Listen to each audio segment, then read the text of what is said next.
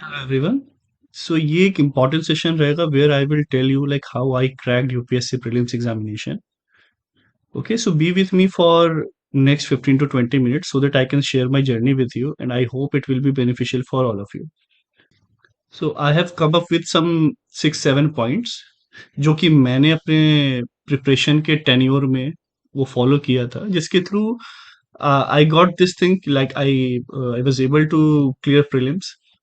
Mains में भी I did well but okay with some marks for हो नहीं पाया। तो वो खैर अब क्या इससे रिलेटेड अभी आप कैसे करें, क्या और बेटर अप्रोच हो सकती है, वो मैं आपको यहाँ पे बताऊंगा। तो चलिए अभी हम देखते हैं वो पॉइंट्स के बारे में। लेकिन आप एक चीज हमेशा दिमाग में रखिए कि when you start preparing, okay, आपको बहुत कोचिंग के ज्ञान मिलेंगे और ये मिलेंगे। साथ में आपको एक चीज बताना चाहूंगा कि हाँ, मैंने जो भी प्रिपरेशन की है सेल्फ की है। I haven't taken any coaching. Okay. और जो टेस्ट सीरीज मुझे मिलते हैं, वो टेस्ट सीरीज जो होते हैं वो दिल्ली के मार्केट में जो फ्रीली अवेलेबल होते हैं, मैं वो सॉल्व कर लिया करता हूँ। ओके। तो यहाँ पर एज सच जो है, जो भी प्रिपरेशन मैंने की है वो खुद की है, इसीलिए आई गेस कि अगर आप वो वीडियोस भी जो मैंने अपलोड किए हैं अगर अच्छे से देखें विद पेशेंस, वो उतना ज्यादा ग्लैमरस नहीं होंगे, उतना इफेक्ट नहीं होगा, उतनी बड़ी बड़ी बातें हाई पिच लो पिच और जिस तरीके से टीचर्स बहुत ज्यादा एनर्जी लगा के या कूद फांद के बताते हैं, तो वो मैं बिल्कुल नहीं करता हूँ। कि रीजन बीइंग कि वो बच्चों को अट्रैक्ट करने के लिए वो चीज हो सकती है कि उन्हें अगर मजा नहीं आ रहा पढ़ने में, but we are kind of professionals कि यहाँ पे कोई भी ग्रेजुएशन कर चुका है या कर रहा है, ग्रेजुएशन कर रहा है, तो ये उनके लिए होता है। तो चलिए हम देखते हैं सबसे पहले कि मैंने ऐसा क्या किया प्रिपरेशन के समय जिसके कारण ये प्रीलिम्स एग्जाम जो है, क्योंकि ये भी एक मेजर हर्डल होता है, ये निकला। सबसे पहला पॉइंट आपको ऑफ द मार्क लगेगा, लेकिन ये self believe and enjoy the process. यहाँ पे सेल्फ बिलीव आपको होना बहुत जरूरी है। आपके पास आएंगे, बहुत लोग आएंगे कि आपसे नहीं हो पाएगा। इनफैक्ट कभी कभी आप खुद से क्वेश्चन करने लगेंगे कि मैं कर पाऊंगा या कर पाऊंगी या नहीं कर पाऊंगी, वो इशू आएगा। कभी कभी यू विल फील कि हर कोई अगेंस्ट है, कुछ साथ में नहीं चल रहा है। Sometimes your family members will ask you कि अरे और कितना टाइम लोगे। Okay, these such kind of things will come in your life. आपको वो तभी आप उसको टैकल कर सकते हैं जब आप में सेल्फ बिलीव हो।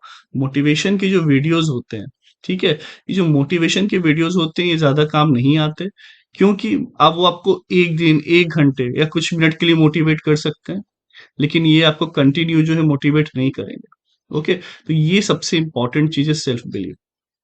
ओके, ये जो है सेल्फ बिलीव सबसे ज्यादा इंपॉर्टेंट हो जाता है, वो आप में होना काफी जरूरी है। ठीक है, तो ये मैंने सेल्फ बिलीफ की बात की है, क्योंकि मुझ में है काफी सेल्फ बिलीव। आपने मेरे अभी 100+ वीडियोस देखे होंगे कि मैं कंटिन्यूअसली वहां पे किए जा रहा हूँ कि for the betterment of others, कि अब चलो मैंने तो जो पढ़ना था पढ़ लिया है। लेकिन एक बात और बताऊंगा कि अगर मुझे एग्जाम अगर देना हो, तो ये जितना मैं आपको पढ़ा रहा हूँ सिर्फ उतना नहीं पढ़ना होता है, उसके अलावा भी बहुत कुछ पैरेलली पढ़ते रहना पड़ता है। ये नहीं है कि बस वो उतना पढ़ा दिया और आपका हो गया। ओके। एंड सेल्फ बिलीव एक चीज नहीं है कि आपने बिलीव किया उसके बाद एंजॉय द प्रोसेस। ये जो, क्योंकि आप जब भी यूपीएससी की जो प्रिपरेशन के लिए आ रहा है ना, from the beginning point of view या फिर जो भी कर भी रहा है, ये पता होना चाहिए कि प्रीलिम्स होता है, मेंस होता है, इंटरव्यू होता है, तो it's a long process. Okay, आप अगर इस बार के प्रीलिम्स को निकाल भी लेते हैं, आप मेंस देंगे, आप इंटरव्यू देंगे, और उसके बाद आपको अगर मान लीजिए फाइनल में सिलेक्शन नहीं होता है, तो इस बीच वो इंसान जो है अगले प्रीलिम्स की भी तैयारी करता रहता है। तो एटलीस्ट आपको 2 इयर्स का तो टेन्योर देना ही देना है। तो आप ये नहीं सोचिए यार 2 साल मेरे दोस्त घर में, मेरे दोस्त ये कर रहे हैं वो कर रहे हैं, I can do all those things और मैं क्या करूं। ठीक है, तो इसके लिए दो वे होता है कि अब अगर आप एक प्रोफेशनली कहीं पे जॉब कर रहे हैं, आप वो करते हुए प्रिपरेशन करें, या फिर आप अगर एक स्टूडेंट के थ्रू सीधे आना चाह रहे हैं, आप वैसे आ जाएं। ओके, ये आप पर है। लेकिन अगर कोई मुझे कहे कि सर कब जॉब क्विट नहीं करनी चाहिए, तो मेरा एक आंसर होगा कि when you cross the age of 25। ठीक है ना, बहुत ज्यादा देखे हैं। इसके बाद आप जॉब क्विट ना करें। अगर आप जैसे कि 21-22 की एज में अगर आपकी जॉब लग जाती है, तो it is up to you, आप चाहें तो कर सकते हैं। जैसे कि I got my job in the software sector at the age of 22। तो मैं चाहता करता, लेकिन यस मैंने वो कंटिन्यू किया हुआ है, क्योंकि वहाँ पे मुझे सैटरडे संडे टाइम मिल जाया करता था। ठीक है, सैटरडे संडे जो होता है आईटी सेक्टर में ऑफ होता है। ऑल्दो बहुत प्रेशर होता है, लोग वहाँ पे एंग्जाइटी में होते हैं, हर हर तरीके के इश्यूज होते हैं, मैनेजर से नहीं बनेगी आपकी। और जो सैटरडे संडे आप घूम सकते थे, मस्ती कर सकते थे। देखिए आईटी क्यों 2 दिन छुट्टी देता है, कि उन्हें पता होता है कि वो 5 दिन में आप मेंटली बहुत एग्जॉस्टेड हो चुके हैं, और आपकी प्रोडक्टिविटी जो है उस समय बहुत डाउन रहेगी। And in IT you are कुछ आप ऐसा काम कर रहे होते हो जो आपने कभी पहले किया नहीं है, या कुछ नई रिक्वायरमेंट आती है ना। आपको मेंटल हेल्थ के बारे में भी यहाँ पे समझना जरूरी होगा, क्योंकि यहाँ पे मैंने बहुत लोगों को अभी मैंने इंटरेक्ट किया है। देखिए इंटरेक्शन के बाद में ये आपसे बातें कर रहा हूँ, या फिर मैंने क्या क्रैक किया नहीं किया ये वीडियो ला रहा हूँ, रीजन ये है कि लोग जो हैं बोलते हैं कि सर मैं बहुत ज्यादा डिप्रेशन में हूँ, मैंने 2 अटेम्प्ट 3 अटेम्प्ट दे दिए हैं, ठीक है, कभी प्रीलिम्स ही नहीं हो रहा है, कहीं फाइनेंशियल डिस्ट्रेस है, कहीं कोई इश्यूज है। तो आपको जब आप ये प्रोसेस कब इंजॉय करेंगे, ये सेल्फ बिलीव कि मैं निकाल सकता हूँ। सेल्फ बिलीव का मतलब होता है कि मैं निकाल सकता हूँ, मानते हैं आप इस बात को ना, कि मैं निकाल सकता हूँ। लेकिन इंजॉय द प्रोसेस, वो प्रोसेस कब इंजॉय करेंगे आप? जब प्रोसेस जो है आप वो तभी इंजॉय कर पाएंगे जब बाकी पैरामीटर्स आपके सही चलते रहे। ठीक है, आपके बाकी पैरामीटर्स, अगर आपके मन में डर है कि अरे मैंने 4 अटेम्प्ट्स दे दिए हैं, 3 अटेम्प्ट्स दे दिए हैं, और अब मैं क्या करूं, ठीक है, अब तो मेरे पास कोई करियर नहीं है, जॉब नहीं है, ऐसे में आप क्या कर रहे हैं, आप डरे हुए हैं, है ना? आप डरे सहमे हुए हैं, आप एंजॉय नहीं कर पा रहे हैं प्रोसेस। ये प्रोसेस को जो है आप एंजॉय नहीं कर पा रहे हैं, इसके कारण भी क्या होता है, आपका एग्जाम नहीं होता, नहीं निकलता है। ओके, प्रीलिम्स अगेन बहुत कुछ है उसमें, अगर मैं सिर्फ प्रीलिम्स पॉइंट ऑफ व्यू से ही कहूँ तो। ओके, बहुत बार ये होता है कि आप इंजॉय नहीं करते हैं, आप वो प्रेशर में लेते हैं, आप उसको एक जॉब समझ लेते हैं, आईएएस आईपीएस और ये सब चीजों को। जॉब नहीं है वो, तो आप सोशल सर्विस कर रहे हैं। ठीक है, तो आप जब ये काम करते हैं, तो यहाँ पे अभी प्रोसेस सर एंजॉय कैसे करें? तो आपने कहा ठीक है एंजॉय नहीं करते हो प्रोसेस, प्रोसेस एंजॉय कैसे करें? अब now I am giving you an example. आपने 4 लोगों की का देख लिया कि ये जो है जॉब क्विट करके आए हैं। अब आप भी कहीं पर मान लीजिए एक जॉब कर रहे थे 25-30 हजार की, एक एग्जांपल मैं जस्ट दे रहा हूँ, आपने क्विट कर दिया।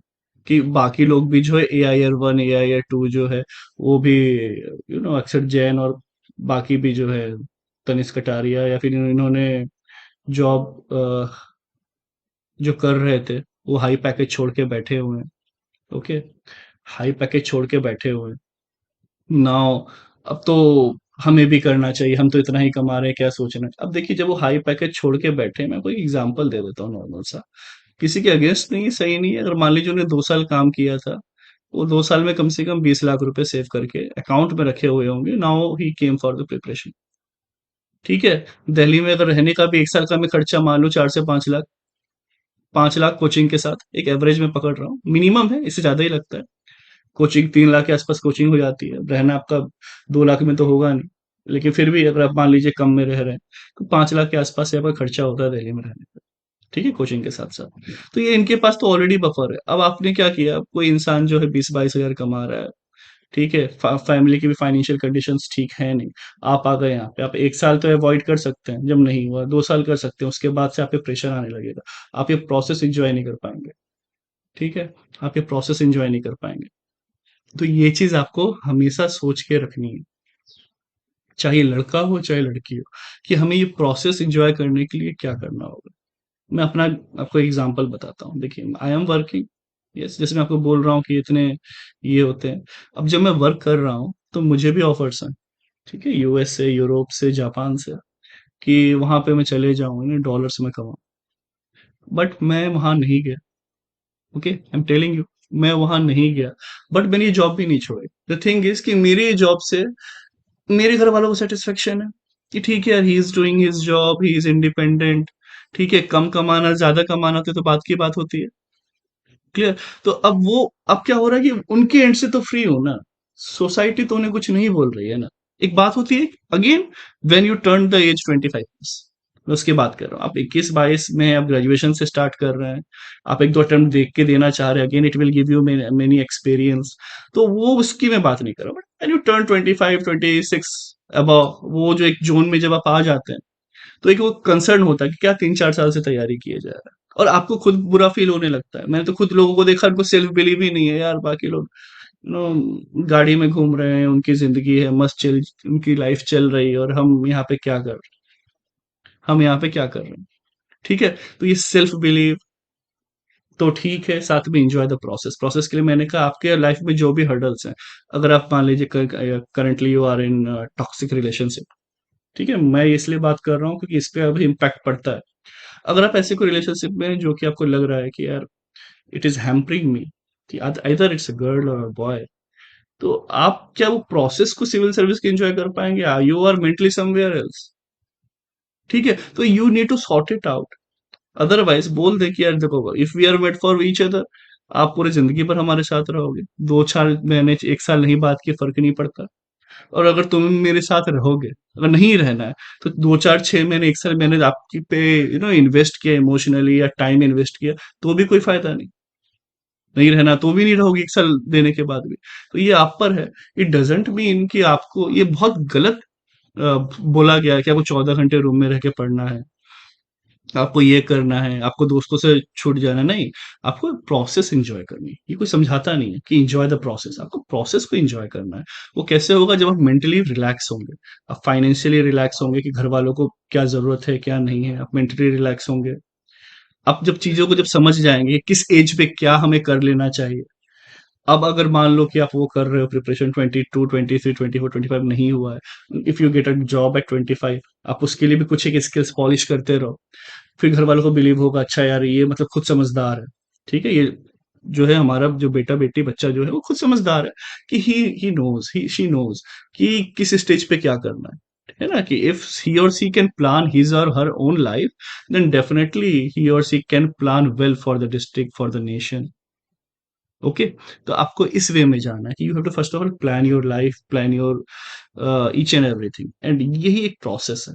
इस प्रोसेस में जब आप रहेंगे तो यू विल एंजॉय। जैसे कि मैं बोलता हूँ कि हाँ ठीक है, I am enjoying this process. ठीक है, चलिए, तो ये सबसे इंपॉर्टेंट चीज है, सबसे इंपॉर्टेंट फैक्टर है। इसके बाद अब आगे बाकी पॉइंट्स हम डिस्कस करते हैं।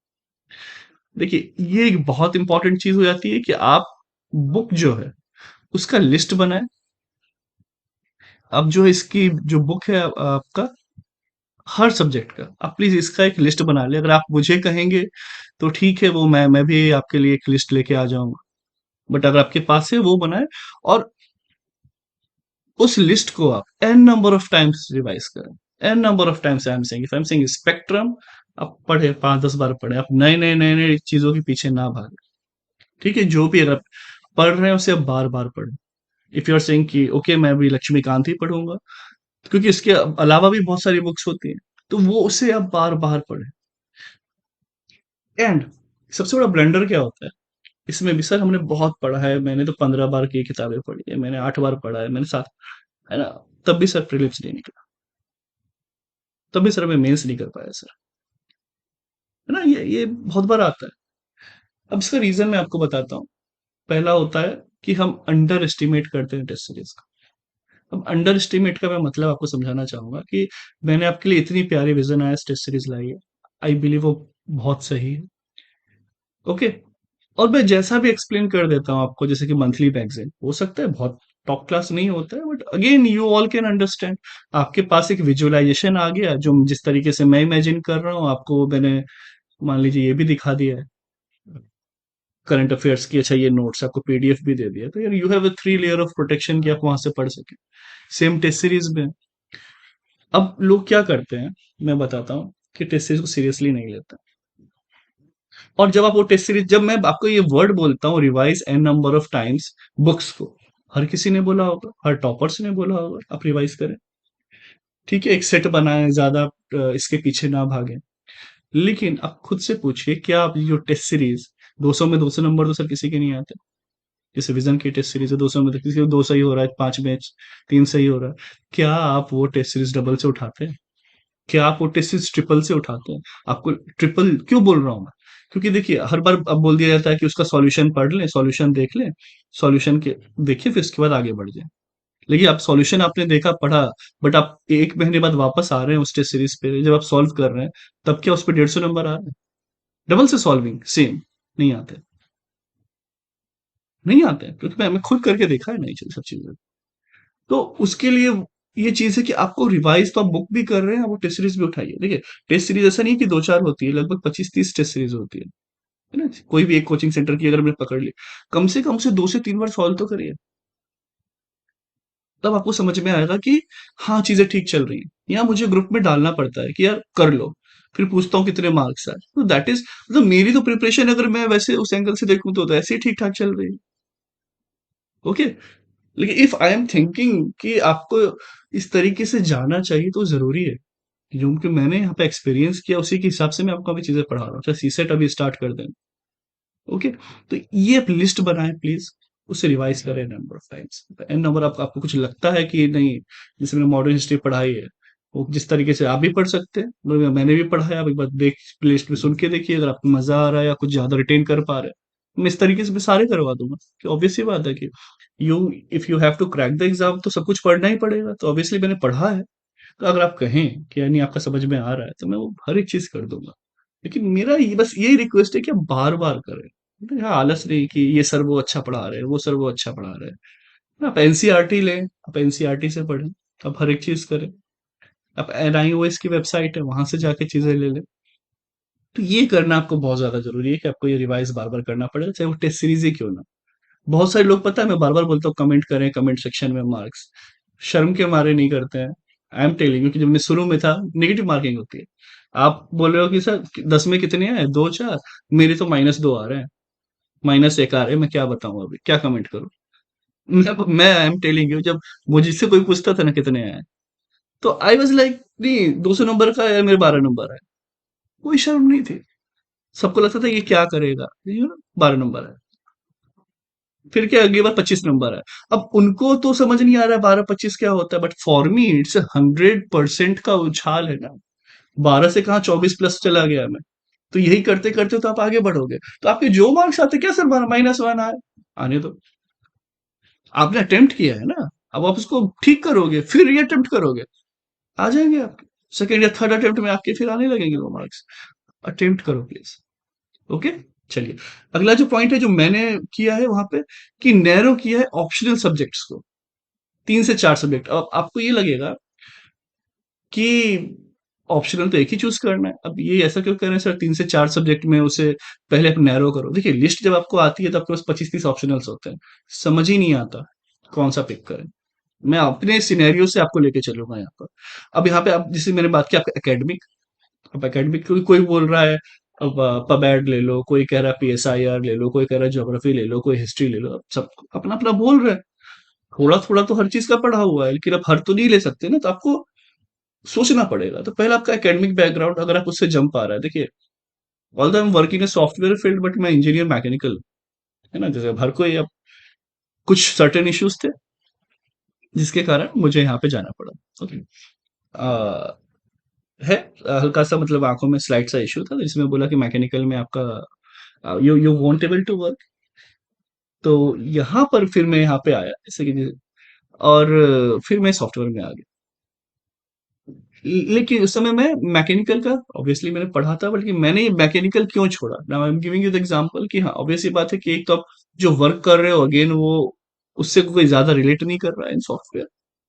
और दूसरा जो मेन रीजन है कि जब मैंने उसे करना चाहा, तो मुझे लगा कि यूपीएससी का सिलेबस तो एक तरफ हो जाएगा, जो सिविल सर्विसेज का है, वही, क्योंकि वो इंडियन इंजीनियरिंग सर्विस के लेवल पे जब हम वो पढ़ते हैं, तो बहुत ज्यादा हो रहा था। तो देन आई थॉट कि नहीं, कोई मतलब नहीं है, और वैसे भी मैं जो भी काम कर रहा हूँ, वो काम से रिलेट होता तो मैं डेफिनेटली ले लेता। ठीक है। Then second, I opt for, जैसे होता है ना, आप पहले सोच रहे 3 4 सब्जेक्ट की आपको लेना क्या। मैंने ये वो ट्राई किया है, उसके बाद छोड़ा है। Just that I am telling, वो ट्राई करने के बाद छोड़ा है। ऐसा ही नहीं कि बैठे बैठे टिक मार दिया, नहीं। वो 10 दिन, 15 दिन, 20 दिन, 25 दिन, ये प्रोसेस होता है, वो आपको देना पड़ेगा। ओके। इसके बाद सेकंड, जब सब्जेक्ट की बात है, जैसे मेरा नॉलेज लेवल, अब आपका एक नॉलेज लेवल भी इंपॉर्टेंट होता है। अब मैंने कहा, देखिए, बैकग्राउंड तो वर्क किया नहीं, इसके बाद नॉलेज लेवल आया। अब नॉलेज लेवल में क्या है कि being an engineer I am good at mathematics. Okay, like ठीक है, 10th 12th भी अच्छा रहा, सीबीएसई से पढ़े थे। और बहुत इंटरेस्ट था, बहुत इंटरेस्ट था, लाइक वैसा वाला हाल था कि कभी कभी लड़कियां आके बोलती थी कि ये कहीं और से, कोटा से या कहीं से पढ़ के आया है। तो एक वो जो क्रेज होता है, यू गाइस कैन अंडरस्टैंड। केवी में तो थोड़ा वो ज्यादा ही होता है कि यार ये थोड़ा बढ़िया वाला है। मैथ में तो अब गर्ल्स में एक बहुत अच्छी एप्टीट्यूड कहूंगा मैं। उस समय तो मुझे कुछ गलत नहीं लगता था कि इफ सी नोज कि he is good at something, वो आएंगी, प्रेज करेंगी और सीखेंगी। ठीक है। वो और यही रीजन है कि आज भी आप टॉपर्स लिस्ट में देखिए, रैंक 1 2 3 लड़कियां होती हैं। अब आप उनको जो कहें कि वो फायदा उठा रही हैं, क्या कर रही है, नहीं कर रही, तो भैया बीइंग लड़कों का तो बहुत अच्छा प्रो ग्रुप होता है ना। ब्रो कोड होता है और ना जाने कितने कोड्स होते हैं। करेक्ट। तो क्यों नहीं लड़के एक दूसरे को हेल्प कर लेते हैं, आपस में कर लेते हैं? आपको इंटरेस्ट नहीं आ रहा है ना। लड़की को बताने में इंटरेस्ट आ रहा था, यहाँ नहीं आ रहा है। तो ये यही चीज डुबा जाती है। इसलिए बेस्ट वे, अगर आपको किसी को बताना है, देखिए मैं यूट्यूब चैनल पे आया हूँ, क्या यहाँ पे क्या लड़का क्या लड़की। तो जब मेरा मैथमेटिक्स भी बहुत अच्छा था, तो देन आई थॉट कि चलो करता हूँ। मैंने ली मैथमेटिक्स, मैंने मैट्रिक्स वगैरह, और फिर थोड़ा सा लिंक टूट जाता है। जितने भी अलजेब्रा और ये सब मैंने किया, सॉल्व करते गया। एक लेवल के बाद टफनेस बढ़ी, थोड़ी टफनेस बढ़ गई। और टफनेस जब बढ़ी तो फिर मुझे देन आई फेल्ट कि that time I was in Nagpur. That time I was in Nagpur, तो कोविड के टाइम पे मैं आया हूँ जब वर्क फ्रॉम होम हो गया, लैपटॉप उठा के जब आप इंसान आ सकता था। ठीक है। तो नाउ आई फेल्ट यार, ये अगर मेरा नहीं हो पाया, ये तो it will take 6 to 8 months, ये नहीं होने वाला है जल्दी। और फिर उसके लिए मुझे दिल्ली जाके मैथ पढ़ना पड़ेगा अगेन, ये कहीं पे कोरिलेट नहीं कर रहा है, and I have to do my job. ठीक है। लाइक मैंने खुद से कहा कि यार तेरी जॉब ऐसी नहीं है कि एक रिपीटेटिव वर्क करना है आके। ठीक है, repetitive work. I am not not saying anything like, जैसे कि मान लीजिए आप टिकट कलेक्टर है। ठीक है, टीसी है, टीटी है रेलवे में। तो आपको पता है एक ही तरीके का काम है, इस तरीके से आना है, टिकट चेक करना है, पेनल्टी मारनी है, करना। अब यहाँ पे नए नए काम आते थे। ठीक है, चाहे बुकिंग क्लर्क है, वो ये काम कर रहे हैं। Why I am seeing the example of दोस्त, because my father is a driver. हो सकता है सुन के वो गुस्सा आ जाए, लेकिन ठीक है, वो भी समझते हैं इस चीज को कि जो टेक्निकल हेड होता है वहाँ पे नई नई चीजें आपको करते रहनी पड़ती है। तो उसके लिए आपको पढ़ना भी पड़ेगा नई चीज करने के लिए, तो आप इतना ज्यादा टाइम इन्वेस्ट नहीं कर सकते हैं।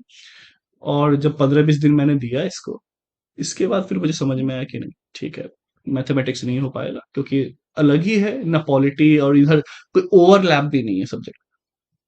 अब थर्ड में आया इंटरेस्ट। मतलब आपको जब सिलेक्ट करना हो, भाई पहले बैकग्राउंड पे हो पा रहा है आपका। अगर आप मान लीजिए you are masters in economics, ले लीजिए ना, क्या दिक्कत है। ठीक है, अगर आपको लग रहा है टेक्निकल, आप इंजीनियर है, आपका बैकग्राउंड अच्छा है, लीजिए। बाकी से आपको क्या करना है, नॉलेज लेवल। नॉलेज लेवल पे जो मैंने आपको बात की, मैथमेटिक्स का मैंने एग्जांपल दिया, अच्छा था, बट मुझे अनफॉर्चुनेटली वो भी मेरे लिए नहीं सही बना। फिर आई इंटरेस्ट की बात। अब इंटरेस्ट का ऐसा है कि I love to interact with people, I just love to think. है ना, कुछ लोग होते हैं जो सोचना पसंद है। तो जब सोचते सोचते जो इंटरनेशनल रिलेशनशिप जो एक चीज है, लेकिन इसके पहले मैंने एक और चीज ट्राई की, द रीजन वो था साइकोलॉजी। साइकोलॉजी। तो साइकोलॉजी पे भी मैंने एनआईओएस से 11th 12th की जो बुक है वो डाउनलोड किया, वो मैंने पढ़ा। और शायद साइकोलॉजी का इसलिए भी इंटरेस्ट था कि जो मेरी मॉम है वो ग्रेजुएट है साइकोलॉजी से। बट वो भी उतना फील नहीं हुआ। उसमें सच बताऊं तो मुझे दिक्कत आई, वो था कि मेरे पास कोई ऐसा स्टडी मटेरियल मुझे मिला है, फिर मैं पढ़ूँ कहाँ से। देन पीएसआईआर में इंटरेस्ट काफी था, वो भी इंटरेस्ट था, लेकिन लेने का सबसे बड़ा रीजन बना वो था thanks to Subra ma'am. Subra ma'am के कुछ नोट्स मिल गए, कोचिंग नहीं की है उनसे, बट हाँ बहुत रिस्पेक्ट एंड रिगार्ड है। जैसे कि आप सब यहाँ से कुछ ले रहे हैं मटेरियल, भले फ्री ऑफ कॉस्ट है, तो वैसे एक मेरा रिस्पेक्ट एंड रिगार्ड है सुप्रा मैम के लिए। तो उनसे फिर लिया, फिर क्वालिटी पढ़ा पूरा प्रॉपर, ये सब चीजें हैं।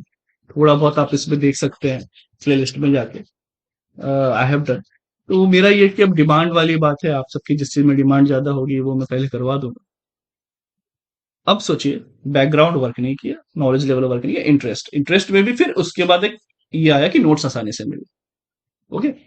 भाई पबैड है, पब्लिक एडमिनिस्ट्रेशन है, बाकी भी चीजें होती है, लेकिन उसमें उतना मजा नहीं है। ज्योग्राफी है। अच्छा, ज्योग्राफी इसलिए नहीं, लेकिन मेरी ड्राइंग उतनी अच्छी है नहीं, है ना, तो बार बार आई कांट ड्रॉ मच। तो ऑल दो इंजीनियर हूँ, ड्राफ्टर से बहुत अच्छा वर्क कर लेता हूँ, लेकिन इस चीज में थोड़ा सा ये है।